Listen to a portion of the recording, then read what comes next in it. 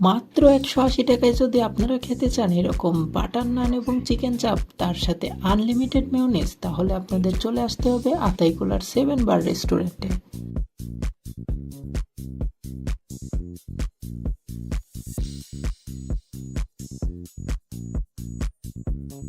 A few moments later. Order দেওয়ার খুবই দ্রুত সময়ের মধ্যে পেয়ে গেলাম আমরা আমাদের খাওয়ার আইটেম। এইবার টেস্ট করার পালা, দেখা যাক কেমন লাগে। এই খাবারটির ভিউ এবং স্মেলের মধ্যে একটা মুখরোচক ব্যাপার পাচ্ছিলাম। আর এটার বাটার নানের কোয়ালিটিটা একদম ইনসেন্ট লেভেলের ছিল। এর উপরে যে বাটার ইউজ করা হয়েছে, এর টেক্সচারটা আপনি হাত দিয়ে ফিল করতে পারবেন। এইবার আসা যাক চিকেন চাপের সাবজেক্টে। এতে ইউজ করা হয়েছে সরিষা বাটা, আলাদা ফ্লেভার অ্যাড করার জন্য। এটা অনেকের কাছে ভালো নাও লাগতে পারে, বাট স্টিল আমার কাছে ভালো লাগছে। যেমন আমার টিমমেটদের কাছে খুব একটা ভালো লাগে না, বাট এটা যার যার চয়েস অনুযায়ী। বাট এতে হাত দিয়ে যে একটা সফট ফিল আমি পাচ্ছিলাম এবং মাংসটার মধ্যে জুসি একটা ভাব ছিল, তো স্টিল এটাকে বলা যায় একদম পারফেক্ট, নো কম্প্রোমাইজ।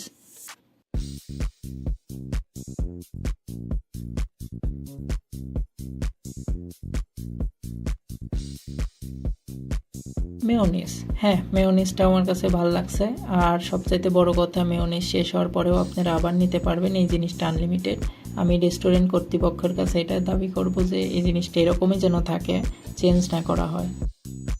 আমাদের খাওয়া শেষ হতে হতে চলুন আপনাদের এই রেস্টুরেন্টের একটা ফুল ভিউ দেখাই।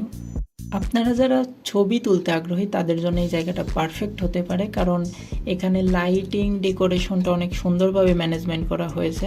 অ্যান্ড এখানে প্রপার লাইট কন্ডিশন পাওয়া যায় এবং বেটার ফটো ক্যাপচার করা পসিবল।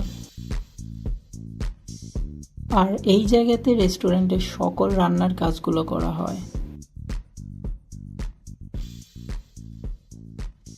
এদিকে আমরা খেতে খেতে একদম হাঁপায়ে গেছি।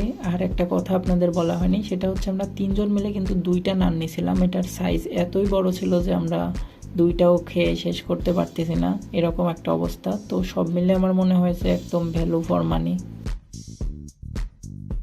আর ছোট্ট একটা জিনিস আপনাদের দেখায় দিই, যারা মিরর পিক উঠতে পছন্দ করেন তাদের জন্য এই জায়গাটা সুন্দর হবে, কজ পিছনে ইয়েলো ব্যাকগ্রাউন্ড আছে আর সামনে গ্লাসটা অনেক সুন্দর। তো এখান থেকে পারফেক্ট কিছু মিরর পিক নেওয়া পসিবল। তো এই ছিল আজকের ভিডিও, দেখা হবে পরে নেক্সট কোনো ভিডিওতে। ততক্ষণের জন্য টাটা।